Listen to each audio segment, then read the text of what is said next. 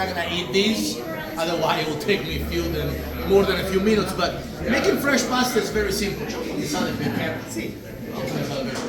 un pochino d'olio d'oliva per favore, grazie. So making fresh pasta is very simple, and there is no recipe. I mean, there is one, but not really. In Italy, we're not good at keeping track of recipes. It's a little bit of this, a little bit of that. So I'm gonna try to show you the common sense behind fresh pasta. So then, when you have a recipe, it's even easier. But the recipe is very simple: 1 egg per person. Can get any easier. How many people for dinner? 2 eggs. 3 eggs. 4 eggs. Now, the number dynamics do change based on nationality. For example, if you have Italian for dinner, it's just double that. So 2 eggs per person, maybe 3. Grandpa's coming over, it's 4 eggs, the 2 of us, all right? With him eating the majority of it, by the way. But let's say that this is a fairly small food processor. If you look, all the cooking shows, the Food Network, they all teach you, especially if you go to Italy and you pay premium money to be taught how to make fresh pasta, they always tell you to put the flour on the table, right, with the hole in the middle. They have to do that, because if I show you that I can make the same things in 2 minutes, then I can't charge you $1,000 when you're in Italy. You see what I mean? So we have to make sure that we make you work for it a little bit. But now it's all about the knowledge. So a food processor with a blade attachment, it's always your best pick. Yes, you can make fresh pasta with a stand-up mixer. Yes, of course you can make it by hand. I've done it my whole life. But this is always the best case scenario. If you have a food processor with a blade attachment, it's easier. Now, 1 egg per person.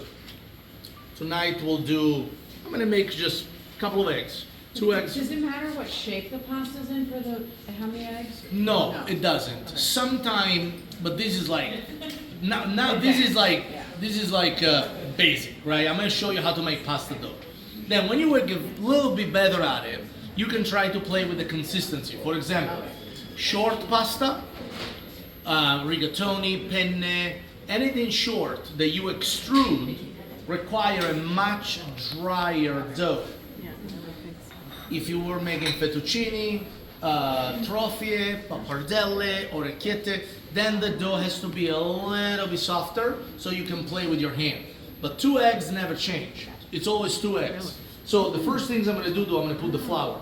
If you put the eggs first, you're going to have a lot messier canister. If you put the flour first, it's easier. How do we measure the flour? Well, we don't. We don't, because Italian don't measure. And I'm telling you, listen, everybody in this room has a drawer. Everybody in this room has a home with a drawer full of stuff that you don't need.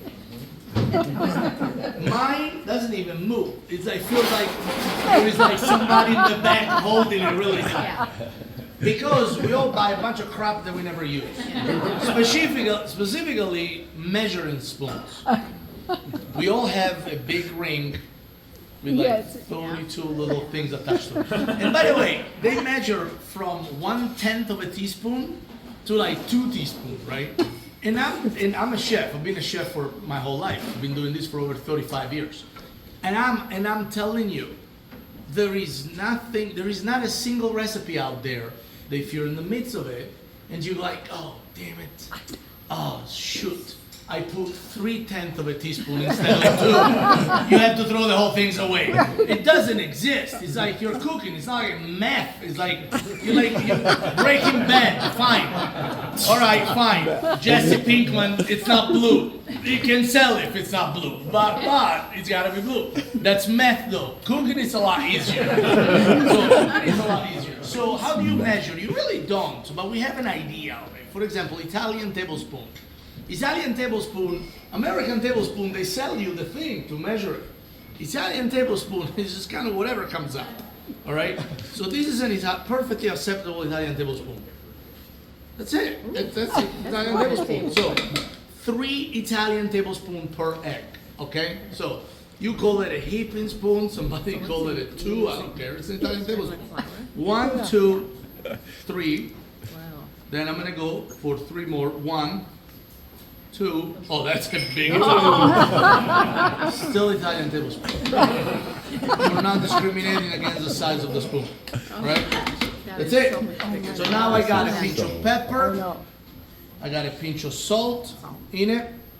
Now, let me ask you a question. If these that I just did, like that, was all you have to do to make fresh pasta from scratch, would you try it? Yes. Oh yeah. Yes. Oh yeah. Literally, like, and then, fine, then the next time you go to Italy and they want to charge you $1,000 to show you how to make it, I'll save you the money too, by the way. And now you put a little bit of olive oil. How much is a little bit? I have no idea, okay? It's maybe, it could be. You be the judge of it. Your guess is as good as mine. Look at this. It's a little bit. That's it. Okay, that's good. What is it? The tenth of a teaspoon? It's a half of it? Nobody cares. Nobody cares. That's the whole point. Like, people lose their mind about stuff that nobody cares. Doesn't matter. I do a lot of cooking videos. They're all over Instagram. People freak out because I don't tell them how much black pepper. How much it could possibly be? 6 pounds of it? It's like a little, it's like some pepper. Why are you asking? Like, how do you go about your day? Now, imagine these people, no, that's it, we can't do it. Doesn't say how much pepper. Can't do it. How much it possibly can it be, right? So now we get the eggs in. And no, I also don't care about cracking my eggs in a bowl. Yeah. Yeah. I got 99 problem. Eggshell in my pasta is not one. And even if I have so many problems, I could count them with helper. But these, no. I'm saving a bowl from need to be washed. I'm not doing it. All right? People was like, that's unsanitary. No, it's really not. Nobody, you've never heard about anybody dying of a little piece of shell. It's like, my dog, I got a little Frenchie. I get whole eggs, like literally, I get whole eggs. I go in front of him, I go like, go ahead. He grabs it. He swallows the whole thing. It's calcium, it's good for you. It's not like it's a nail and a bolt in it. You know what I mean? A little piece of something. So now we got that, right? The goal is to have a dough out of it. So,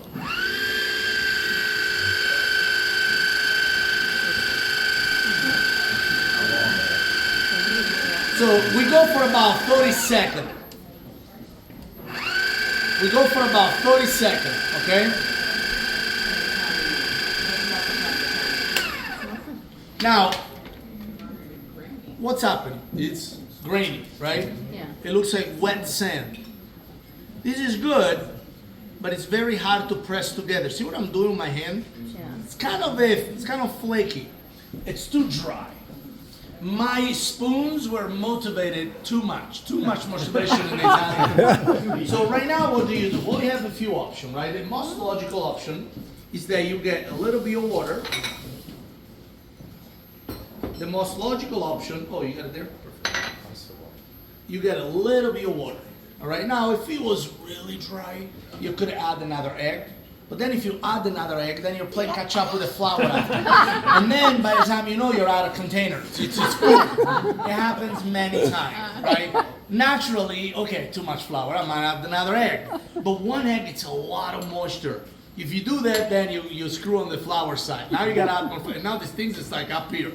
And now you gotta get it out. So we'll add a tablespoon of water and see what happens.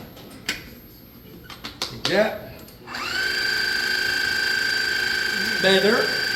It's getting there. The harder it becomes for the blade to actually cut it, the closer you are to an actual dough. This is good. So now what's happening here is that the top part is getting better. I mean, I could do these, but it's still a little dry, all right? So I'm gonna go for another tablespoon of water. There. Now we close it, and we should be good now.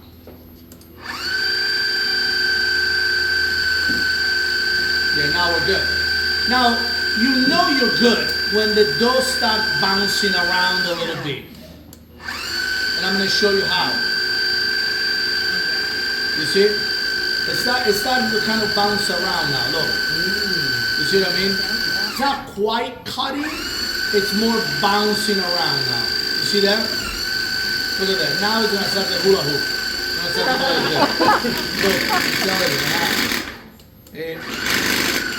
It's gonna happen. Maybe not. It's fun to watch, but if it doesn't happen, it doesn't happen. There you go. There you go. See? Now, if it does this, you know it's ready. It just wants to get out. All right? So now we get these. Now, when you do this, you gotta be careful because the blades are sharp. They're really sharp. So now you get the dough. You get out of here. You get all these. And by the way, if you nail the ratio between flour and water, the canister is basically clean, okay?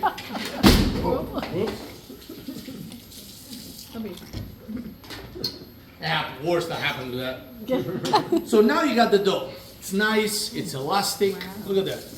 And literally, now I'm showing these. If I wasn't showing this to all of you folks, I would be probably eating already. Because once you have the dough, making the pasta is very easy. You got two options. You got the machine, to stretch the dough, and then you got the little machine that cuts it. And then you put the sheets of pasta in and you have your fettuccine. Or, if you want to make, for example, orecchiette. Orecchiette is a lovely pasta. Orecchiette is a lovely pasta that I always make with my family. It's very easy. You roll a couple of tubes like these. You get them next to each other. Like these. You get a little flour there so they don't stick. And you cut a little dumpling like that. Then you go on a hard surface right here. You got your dumpling there. You lay them face up. You get your thumbs. And you have orecchiette. That's how we make orecchiette in Italy. See? Look at that. Very easy. Then, what you do, after you make orecchiette, if you really like your crowd, you really like it though, it's not like for everybody. Then you get your orecchiette, you go like this.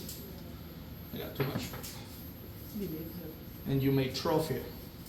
What's that called? Trophy, which is kind of what you're eating tonight. It's elongated pasta that is flat first, and then you just roll it. So basically, we made thousands of these. See them over there? And they're also machinery with bronze cutters that extrude and easily do that. And that's it, guys. You got pasta. 2 minutes. And by the way, these, you can stretch it, or you can wrap it and save it in the fridge for a week. Mind you, you always have to work your pasta room temperature. Because if you don't, it's going to become very, very hard and very, very brittle. You can't work with cold dough. But once you got your pasta nice and shaped in whatever form you want it, you can freeze it for up to 6 months. You just cannot freeze the dough. Once you freeze these, if you defrost these, it's going to be like mushy, gooey, you can't touch it. But if you get your pasta done, you could put these in the freezer for 6 months and probably a year and still be fine. Ladies and gentlemen, we're almost ready to serve you. If you want to start to get closer to your seat, we will be ready for dinner in no time. Thank you. Thank you. Thank you.